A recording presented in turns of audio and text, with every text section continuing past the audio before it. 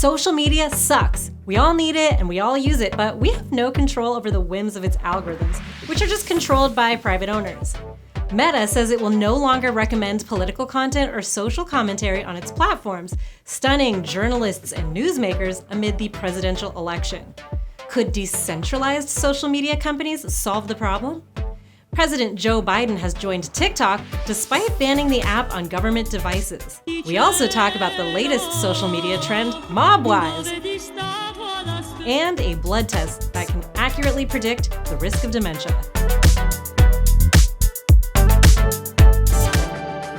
Remember when Facebook was grilled in front of Congress after the 2016 election for allowing foreign actors to sow discord and spread misinformation on its platform, and for privacy breaches and so on? We didn't take a broad enough view of our responsibility, and that was a big mistake.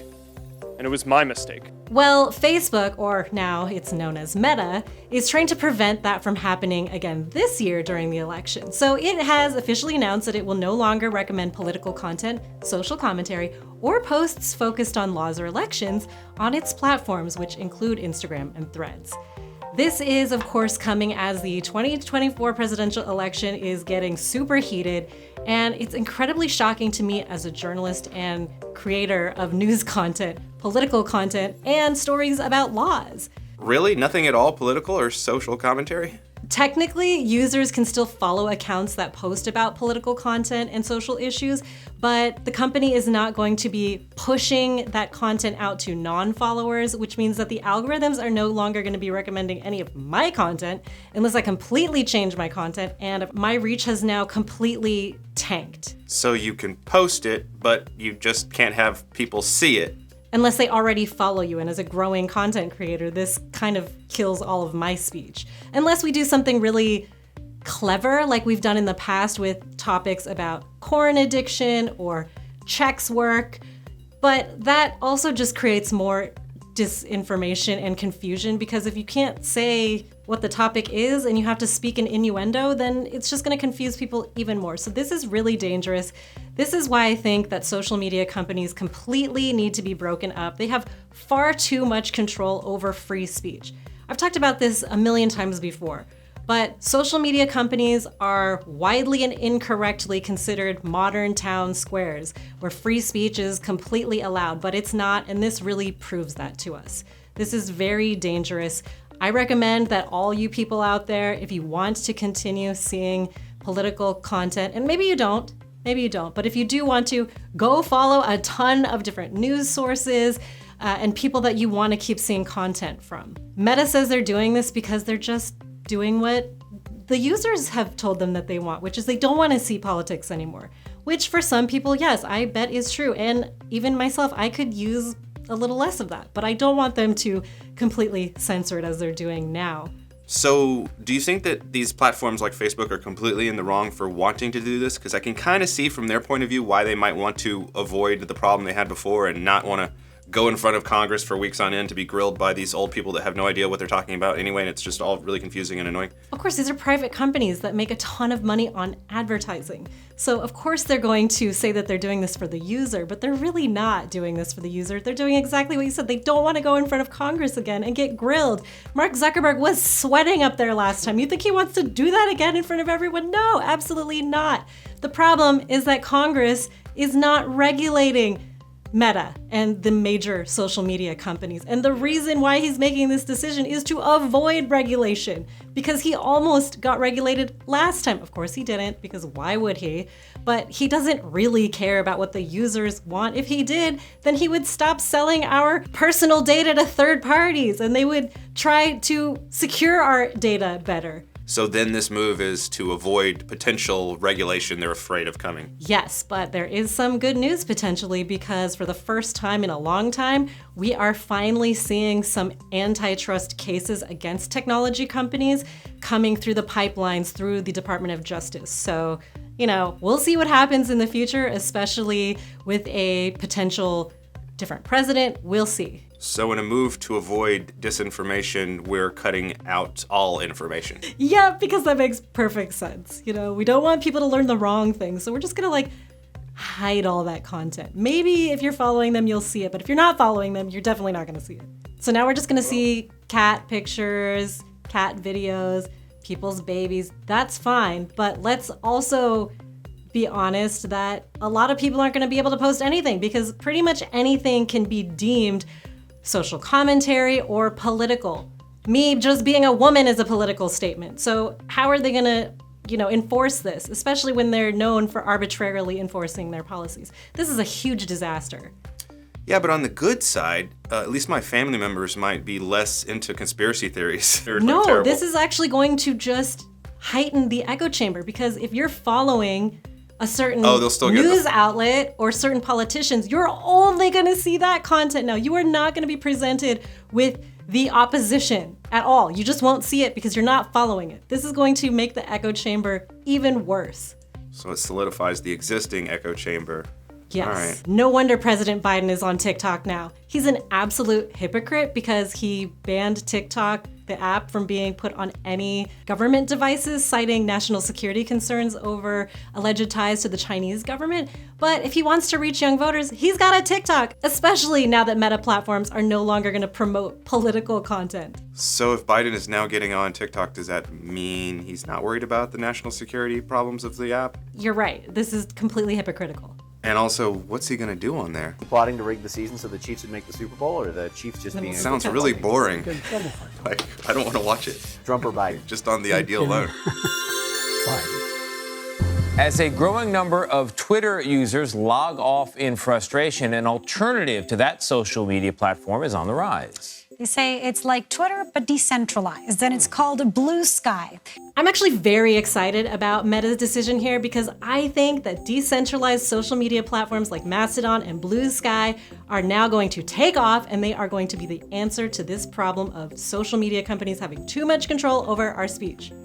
Centralized social media companies like Meta store user data on servers that they own. And those companies have the right to do whatever they want with our data because we sign off on that just to be able to use the platform.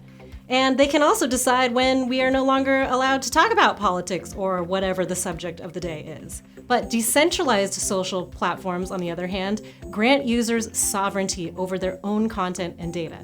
Bluesky, which is backed by Twitter founder Jack Dorsey, has officially opened its doors to the public. It was launched as an alternative to centralized platforms to foster open public discourse and give users control over their data and what they see. You can basically choose the algorithm that you want. Now, I just started posting to Bluesky because I want to see how this experiment plays out, if I'm actually going to have a bigger reach than I have now on Instagram, which is basically none. How long has this Bluesky been around? Well, it's been around for at least a year, but it was invite only, and as of this month, they just rolled it out to the public. Oh, so the beta is over. Yes. Ah, nice. Yeah. The thing is about decentralized platforms like Mastodon and Bluesky is they're not quite there in terms of user friendliness. I will say that Bluesky is much better, but I think that they will get there. And now I think a lot of people are going to jump ship during this election because they're just going to see that they don't have free speech on other platforms. Yeah, you know what I want? You know what I want them to build? I want them to remake Facebook circa early 2014. But not Facebook late 2014, because that's when it went downhill completely. We used to have 70,000 on my old YouTube channel, 70,000 subscribers in less than 2 years. And we could reach all of them when we posted something, and it was great. And it just kept growing and growing. Then it was like within 1 week's time, they changed it, dialed it, and then you had to pay to reach them. And then suddenly you would reach less and less people to the point that we just stopped posting on Facebook at all because it was pointless. Couldn't afford it. Yeah, I no longer post on Facebook. I quit, and now I'm probably going to quit Instagram as well. I'm in favor of all social media having a period of life and then dying, like a death and rebirth, and we just start something new. Like, that's the best way for it to go. But I don't want a repeat of those things. So I don't want another centralized Facebook to start new because it's actually super annoying every time you have to start a new platform only to find out that it also sucks. So I am totally in favor of decentralized. I've been talking about decentralized social media forever now, like at least 6 or 7 years before it started even being feasible. Yeah, I'm all for creating a decentralized social media platform. That sounds great on the premise level. However, even if we had that going and everyone jumped onto it, how do we avoid the problems of capitalism moving in eventually and slowly dialing it towards it's all about making more and more profit and less fun? So that's a really good question. I wish I could remember the name of this project many years ago, but basically something that it proposed was that you as a user could opt in if you wanted to monetize on your own data. Let's say that you don't mind having your data shared with a third party, but then if that data is sold, you're getting a cut of that money. But you can decide if you want to opt in or opt out. And yes, some people need to monetize. I mean, I would love to be able to monetize. So I'm really curious to see what they're going to do, if they're going to allow that at all. Right now with social media companies, we are the product. You are the product. All information about you is being sold to third parties. Well, I'm ready to jump on and find out. Okay. Let's get it started. All right, since we're talking about social media, let's talk about the latest trend, the MobWife trend. For some reason, TikTok is obsessed with wives. We've already covered trad wives. Now let's talk about MobWives. MobWives? What's that? Clean girl is out, MobWife era is in, okay? Starbucks and black puffers are out. We're wearing vintage furs all winter. The MobWife aesthetic is basically a bunch of women in Sopranos cosplay on TikTok. They wear fur coats and leather and black and leopard print and anything that makes them look like they're the wife of a mobster. But apparently all this cosplaying is ruffling the feathers of women who say they're actually mob wives. I was a early 20s mob wife. It looks like spending Saturday night with your nose to the carpet while the DEA raids your house. And you have no idea why, because he just owns a landscaping company, as you watch them take bricks and bricks of hundreds out of your basement. If your husband is actually in the mob, you really should not be posting it to TikTok or you're a horrible mob wife. This trend basically just wants you to look like you've acquired wealth somehow completely illegally. Critics of this say the aesthetic glamorizes organized crime, but come on, this is stupid TikTok. It is a viral trend that makes people buy fake fur coats and other products. Wife life equals spending power. Women fuel the economy. We drive 70 to 80% of all consumer purchasing. Let's not overthink this. So Burlington Coat Factory is cranking out the black fur coats right now. Hashtag trying to catch MobWife. on. Sure. Okay. Sopranos was very popular, whatever. Tyson, why do you think all these stupid wife trends keep going viral? Like, I don't see any husband trends. Well, I imagine it's a result of economic conditions, and young people on social media are fantasizing about having a more glamorous lifestyle where they have some money at all, even if it's as a villain. So yeah, I get it. Mob wives, it's a trend. It might last for a week or a month. But then again, if you really were a mob wife, it sounds terrible. People in your family could get killed, your husband could get killed, you could get killed. Yeah, I doubt you're really worried about what you're wearing. Unless The Sopranos was totally fiction and it's not really like that. I don't know, but the crime genre of movies is my least favorite because it's just, I would not want to live in that world in any of those movies.